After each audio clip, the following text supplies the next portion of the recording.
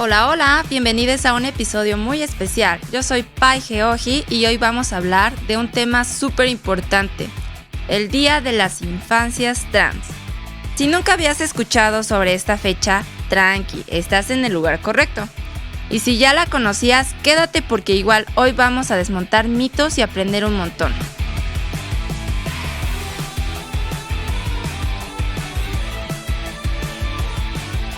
Antes de arrancar, quiero que sepan que este es un espacio seguro, de respeto y mucho aprendizaje. Así que ponte cómodo y vamos con todo. Primero lo primero, ¿por qué existe el Día de las Infancias Trans? En México, en esta fecha se conmemora cada 29 de octubre.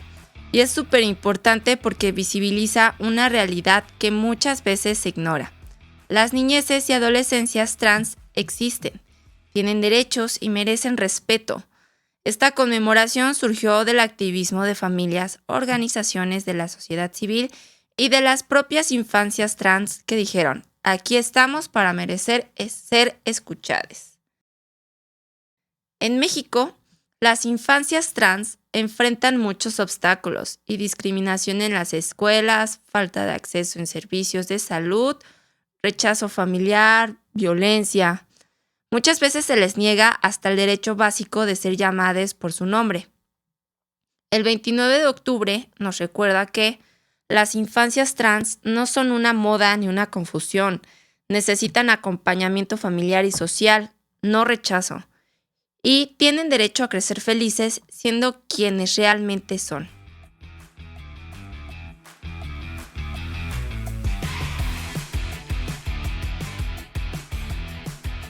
Y para profundizar en todo esto, hoy tenemos a una invitada increíble que nos va a ayudar a entender mejor este tema y sobre todo a romper algunos mitos bien arraigados.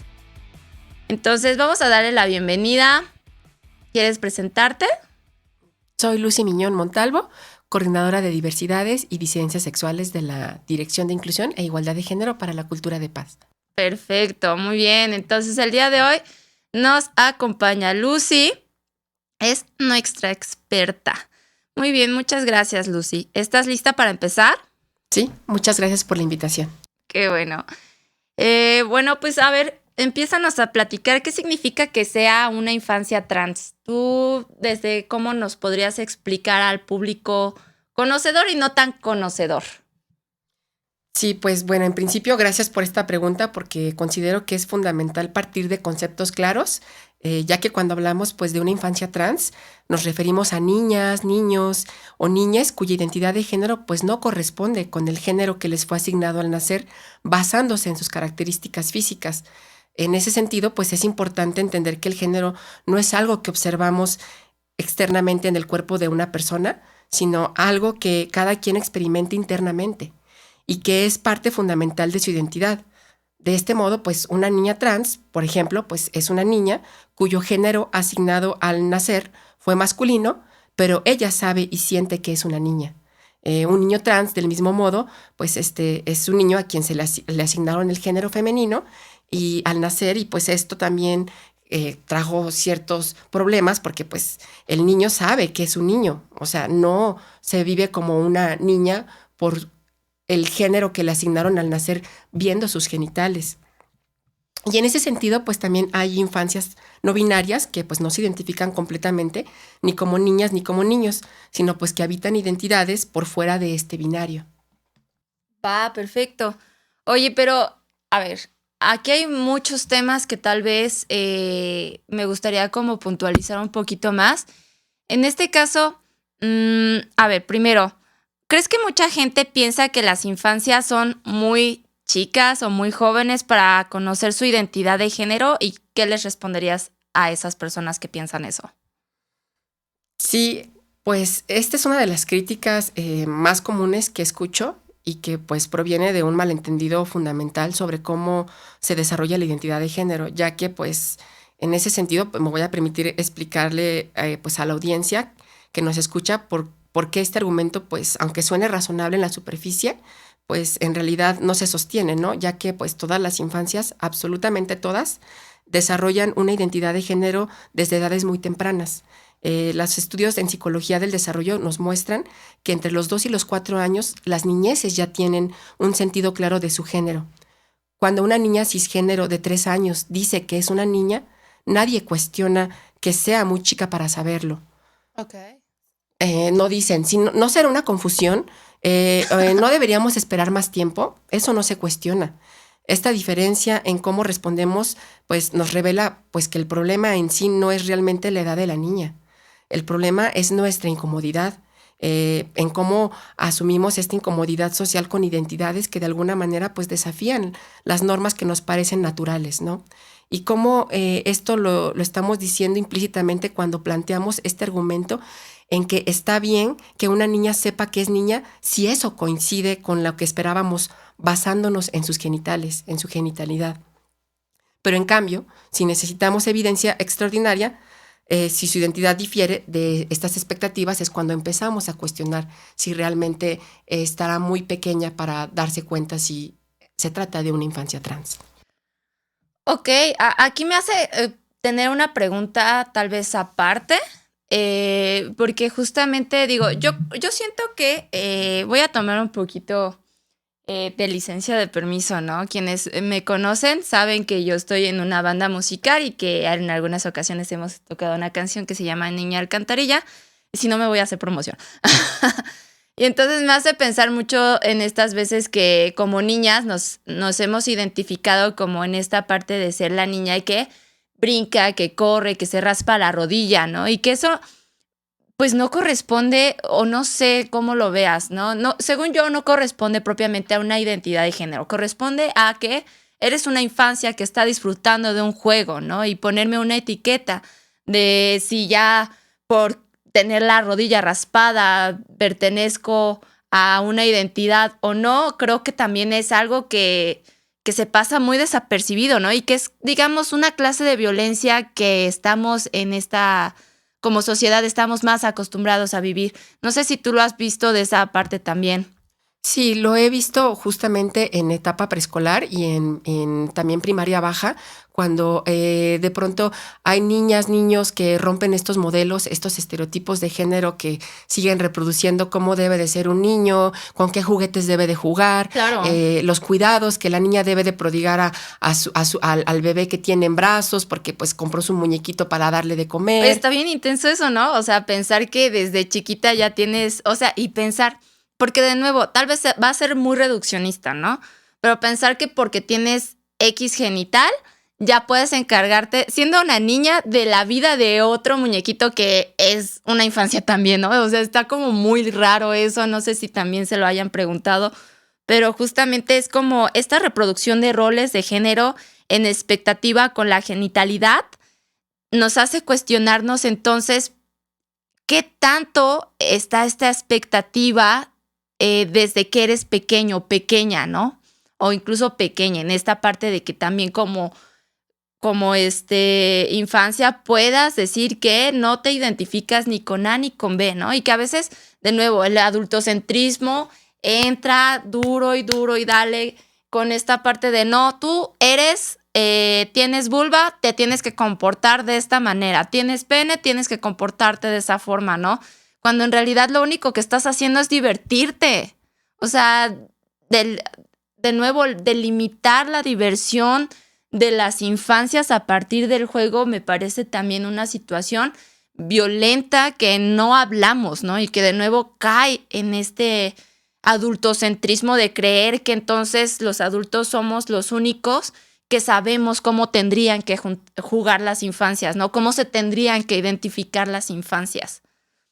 Aquí yo quiero aclarar, nuestra experta no es solamente una experta, es experta en psicología, con una alta formación, pero también, no sé cómo tú lo observes desde ahí, Lucy, en esta parte de, o sea, es como también esta parte muy irónica de la revelación del género, ¿no? En esta parte de esperar que porque el bebé tiene ciertos genitales le va a gustar que si patea la pelota ya, ¿no? Ya por naturaleza, ¿no? Así, porque ya lo trae. Sí, en realidad eso, pues, conjuga aspectos que de alguna manera complejizan cómo vivimos y cómo experimentamos el género socialmente, porque es justamente a partir de lo social, de lo cultural, como atravesamos la experiencia de género. No es a partir de lo natural, no es a partir del instinto materno, no es a partir del instinto del hombre proveedor. Esos son estereotipos de género que reproducimos social y culturalmente, y eso daña a las infancias, porque al final de cuentas son infancias, son niñeces que viven su experiencia de la manera en cómo quieren vivirla y transitarla, y no por medio de etiquetas que de pronto determinan que si entonces tienes esta genitalidad, como bien lo mencionas, Pai, se reproduce entonces este estereotipo y se encasilla entonces a las infancias a que tengan un camino particular, como que se encarguen alguien que se le asignó el género femenino de la reproducción, del cuidado, del trabajo doméstico. De la comida, o sea, literalmente tienes a niñas jugando a cuidar a niñas, ¿no? O sea, ¿y en qué momento tienes la oportunidad de que las niñas o quienes se identifican como niñas puedan simplemente jugar sin tener esa responsabilidad? Digo, si la vida en algún momento te permite deslindarte un poco de responsabilidades, es cuando eres una infancia. Y de nuevo, ¿no? O sea, poner esta parte de reproducción, de roles, de género en infancias, es algo que tal vez sí valdría la pena cuestionarnos mucho, ¿no? Y que si nos cuestionamos desde por qué buscamos reproducir estos roles de género, tal vez valdría la pena entonces ya tener esta otra perspectiva de, claro, hay infancias trans, ¿no? Hay infancias que no van a hacer lo asignado propiamente con su rol de género por sus genitales, ¿no? Que a lo que me lleva a dos preguntas que tal vez que van muy de la mano, ¿no? Por ejemplo, tal vez para personas que ahorita nos escuchan, la duda sería, entonces, si yo era una niña que se comportaba como niño, ¿era una niña trans? ¿Tú qué les responderías a eso? Yo le respondería que al final de cuentas son infancias, son niñeces que viven su experiencia del género en la manera en cómo se expresan. Es lo que se conoce como expresión de género, y a partir de eso, de cómo se viste, cómo se comporta, cómo interactúa, es como expresan quiénes son, pero eso no las define ni en su identidad de género ni en su orientación sexual. Es una parte fundamental de él también, de atravesar esa experiencia de género, pero sin poner etiquetas y sin poner limitaciones, como son esos estereotipos de que si tú eres una niña porque te asignamos este género por tu genitalidad, entonces tienes que tener el pelo largo. No puedes tener el pelo corto porque entonces estás siendo un niño, ¿no? Y esos mensajes de pronto son también ambiguos para las infancias, las niñezas, porque no dejamos que se desarrollen como deben de ser, como en su plenitud, como en esta diversidad humana que existe. Es cuando coartamos y violentamos, empezamos con este ejercicio de violencia que dificulta justamente que haya infancias que se desarrollen de manera plena. Y por ejemplo, en esta parte utópica me hace pensar, ¿crees que en algún momento podamos como sociedad llegar a un punto en el que dejemos de asignar una identidad de género a las infancias propiamente y que nada más entendamos que solamente son personitas jugando? Podemos transitar hacia esa vía siempre y cuando tengamos la disposición de escuchar también la diferencia, de escuchar que hay otras voces que también son importantes, otras experiencias que también es importante alojar y darles ese espacio, porque al final de cuentas también esto apertura a escuchar voces distintas que de alguna manera nos dan cuenta de experiencias que son distintas, pero que también son importantes, porque al final lo que hacemos con limitar el cómo debemos de ser y cómo debemos de comportarnos es que quien se salga de esta norma entonces tendrá un castigo, y eso de alguna manera entonces quita la legitimidad y quita el hecho de que una persona pueda ser digna de ser persona y de tener derechos. Wow. Ay, esa sí estuvo potente. Ok, perfecto. Y mira, siguiendo con esta misma idea, ¿no? O sea, muchas personas luego dicen clásico mito de que apoyar a una infancia trans es empujarle a que haga una transición médica inmediata, ¿no? Que no, ¿cómo van a meter hormonas a las infancias y siendo tan tiernas? Que yo creo que, mira, ya después de que uno se empieza a analizar realmente a qué tipo de violencias están expuestas las infancias, el buscar darle, ¿cómo decir? Como esta veracidad o el escuchar simplemente a las infancias en tanto cómo se sienten identificadas, yo creo que es lo mínimo que deberíamos de buscar, ¿no? Pero mucha gente cree que esto implica meter a procesos hormonales y no sé qué tanto. ¿Nos puedes hablar un poquito más de eso para desmitificarlo, porfa? Claro, este es uno de los mitos pues más dañinos y pues que genera más miedo de manera innecesaria. Así que pues me da gusto poder aclararlo en este espacio, ya que pues cuando hablamos de infancias, especialmente de niñas y niños prepúberes, la transición es exclusivamente social. No hay nada de un tema de terapia de reemplazo hormonal, terapia afirmativa de género o algún tipo de cirugías en absoluto. De lo que estamos hablando en estas edades es simplemente respetar cómo la niña, el niño o la niñe se nombra a sí mismo, ¿no? De usar el nombre y los pronombres que corresponden a su identidad, de permitirle vestirse y expresarse de maneras que se alineen con quien es. Estas son decisiones completamente reversibles. Tengo que hacer hincapié en esto, ya que pues están en el control de la niña o del niño que decide justamente nombrarse como se siente más cómoda, cómode. Y pues lo que sí sabemos como certeza, pues es que también está documentado en múltiples investigaciones que cuando negamos e invalidamos la identidad de género de infancias trans, cuando las obligamos a vivir en un género que no es suyo, pues vamos generando sufrimiento psicológico considerable. Es así como es que las tasas de depresión, de ansiedad, de autolesiones, inclusive ideación suicida, pues son significativamente más altas en infancias trans que no reciben el apoyo de familias comparadas con aquellas que sí lo reciben, ¿no? Entonces, pues en ese sentido, la pregunta no debería ser si las infancias trans son muy chicas para saber su identidad de género, porque claramente no lo son. La pregunta debería ser por qué nosotras como personas adultas tenemos tanta dificultad para escuchar y pues creer cuando una niña, niño o niñe nos dice quién es. Ouch. O sea, de nuevo es creo que es mucho en cuestionar el adultocentrismo que existe con este sexismo, ¿no? O sea, que son dos vendas distintas, pero que muchas veces van de la mano. Y me hace pensar como mucho esta parte, ¿no? De que, a ver, o sea, incluso yo lo he escuchado en otras situaciones, ¿no? En otras conversaciones ¿y si mi hijo se identifica como Spider-Man, entonces, ¿qué es? Es trans? Y yo así de, a ver, paso por paso, ¿Spider-Man qué es? ¿Es un superhéroe o es una identidad de género, no? Primero. O que luego me dicen, no, es que mi niña se identifica con un superhéroe masculino, ¿no? Ok, ¿qué es lo que identificas en esta parte? ¿Que le gusta identificarse fuerte? Porque también, de nuevo, es como en esta parte, creo que pasa luego muy desapercibido, ¿no? O luego puede ser confuso de, a ver, una cosa es que tú que la infancia se puede identificar con un personaje con características masculinas, muy versus a las características femeninas que siempre se nos asignan a las mujeres cis en algún momento de tienes que ser pequeña, modosita, sensible, delicada y demás.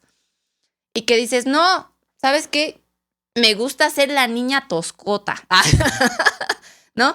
Eso tiene que ver con ser trans. No necesariamente. Tiene que ver que tal vez no me identifico propiamente con los roles que me han asignado, pero el identificar justamente si mi hijo, mi hija, mi hija es una infancia trans, ¿dónde lo podríamos identificar?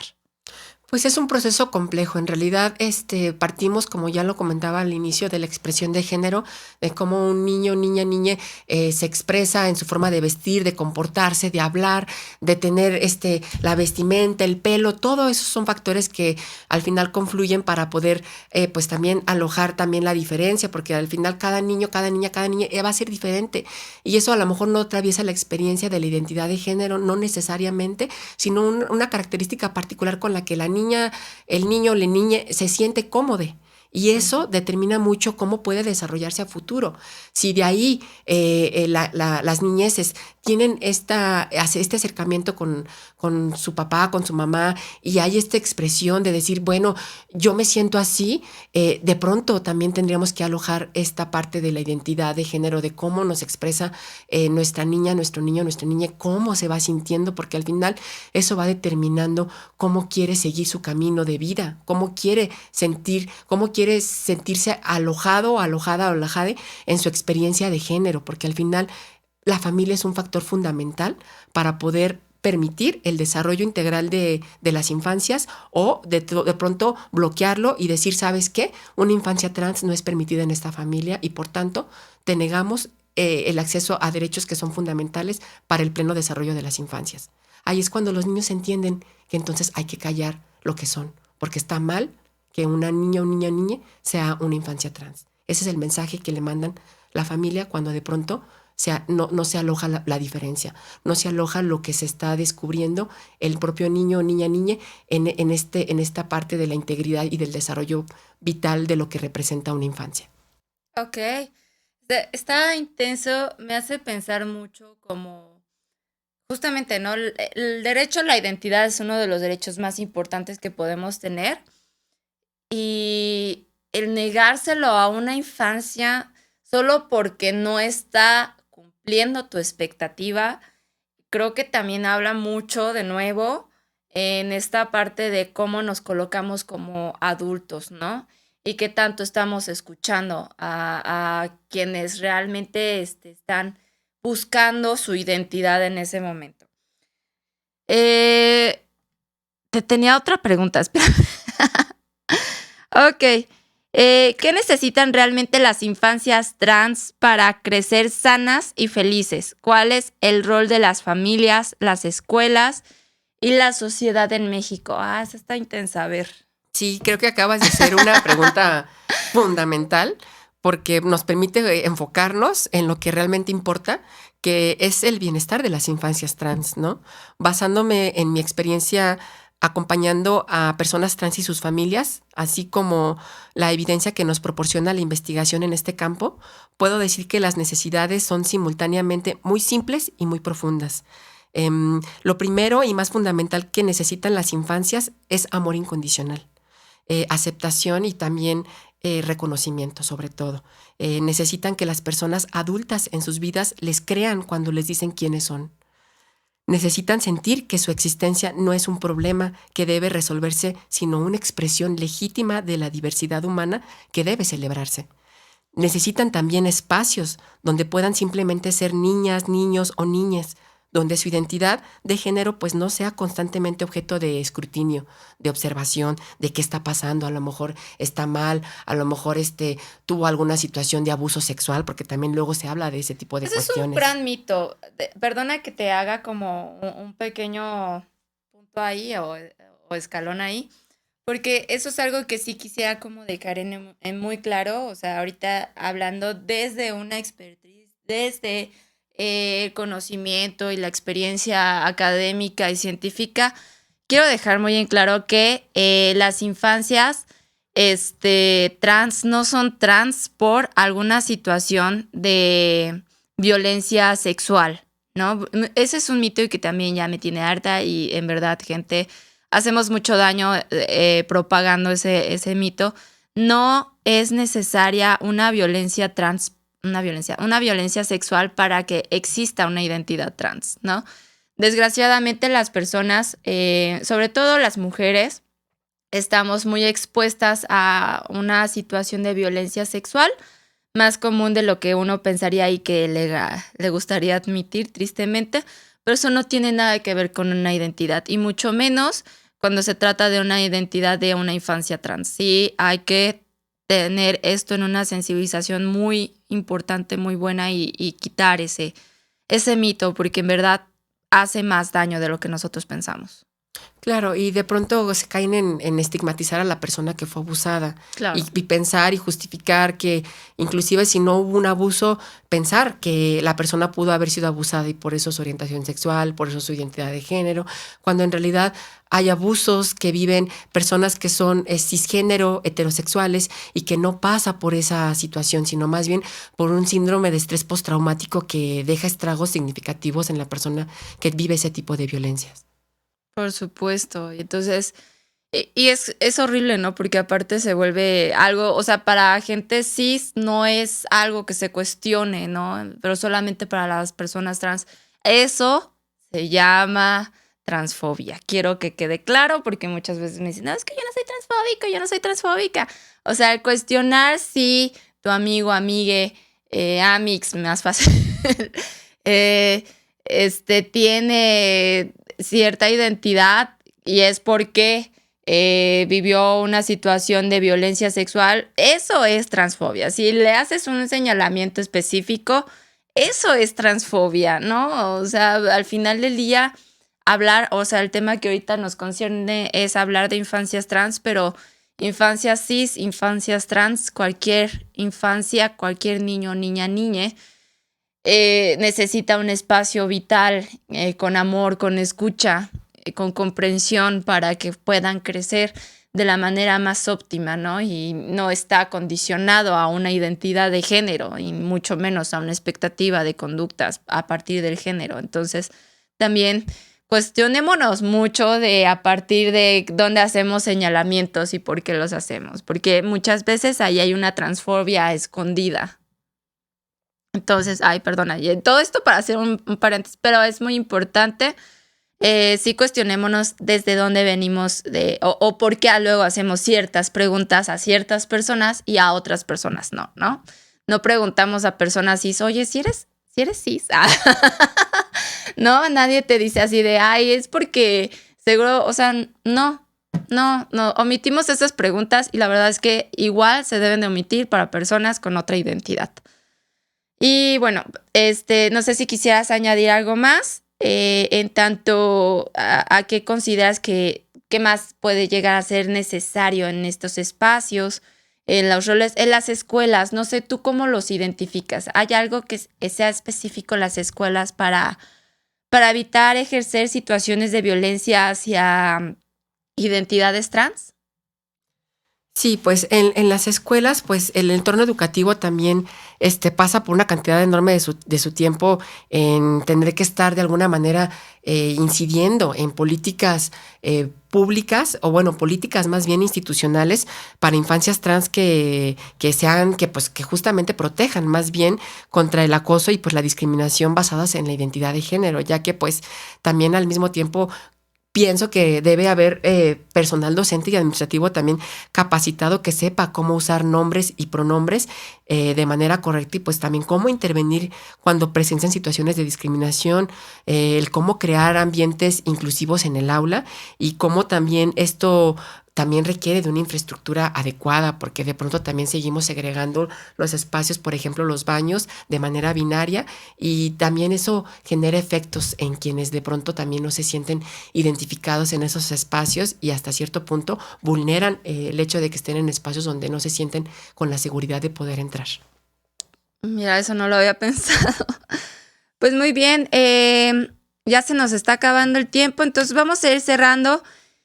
Muchas gracias, Lucy, por compartirnos toda esta información.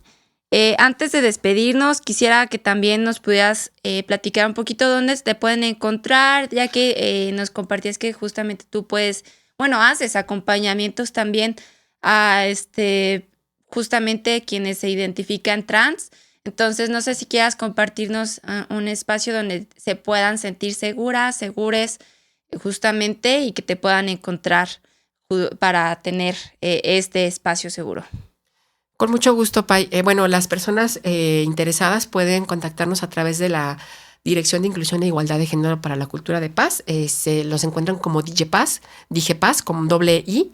Y también pueden comunicarse con la Coordinación de Diversidades y Disidencias Sexuales al correo disidenciasgénero.digepaz con doble I, digepaz, @wac.mx. Como bien lo comentabas, Pai, ofrecemos servicios de acompañamiento resiliente para estudiantes de las diversidades sexuales, asesoría para reconocimiento de identidad de género, talleres y cursos de sensibilización, y pues también trabajamos con familias que están acompañando a hijas, hijos e hijes trans. Perfecto. Bueno, qué conversación tan necesaria. La verdad es que podríamos tener más episodios de esto. Poco a poco ya iremos sacando más material. Pero en importante, en resumen, quiero que te lleves estas ideas claves del episodio del día de hoy. 1. Las infancias trans no están confundidas. Saben quiénes son y merecen ser respetadas.